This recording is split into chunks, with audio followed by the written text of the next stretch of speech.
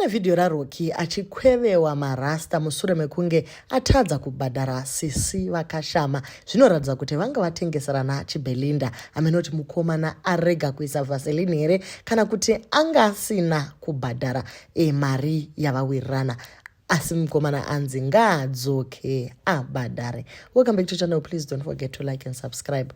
Kune vaya vanofarira tunyaya ma-confessions enyu ariko ku the confession lounge munoti wana takakumiraye. Back to our story. The video was captured muka live kaitiwa nemunhu angari muloji mwecheteyo. Iri kuratidza Rocky achikwevewa rasta. The words that are being said by the lady ndeye kuti edzoka ubhadhare, uri kuda kuendepo usina kubhadhara mari yangu yakakwana.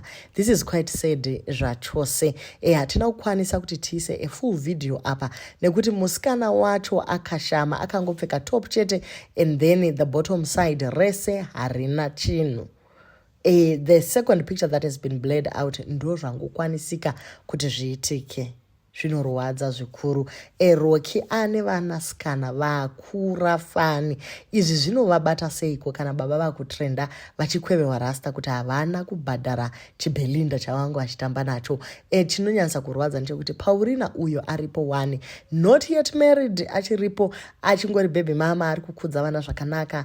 Ende kazhinji kacho Rocky anovadana vombonoita family time ikoko kokungogadzirisana.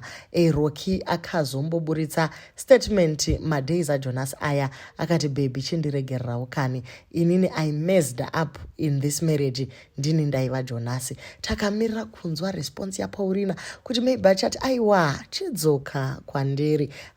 Zvakangopera zvakadaro. Ndofunga runatsoziva kuti baba avakava ini kanya chaiyo hevoka vazobuda vachinetsana namabhishu mumarodhi kokana wadaka kudya tunhu twemurodhi utu unofanira kufamba neumwe yako yakachangamuka wosvika wobhadhara vanhu. Kana vakati 10 minutes woitawo 10 minutes ukazochayawo zvima 20 wakufanira kuburitsawo kachimari chakati kuti zvekuti uzotrenda for the wrong reasons like this. It is quite embarrassing. Manetizens va-expressa their disappointment maitiro aitwa naRocky. Vati Rocky sha, you must grow up man. Imagine how humiliating this is to your daughters. Zvimwe zvinhu dai uchingofungawo zera revanasikana vako. Aiwa guys, hazvichadi kuti udaro. Apa iye ari kutodhonzera kunze kuti anyare nekuti haana kupfeka. Manje timu racho hari nyare, musikana wacho ari kutokwevewa achienda panze. Iye achidzura vhudzi raRocky achipinda naro mukati.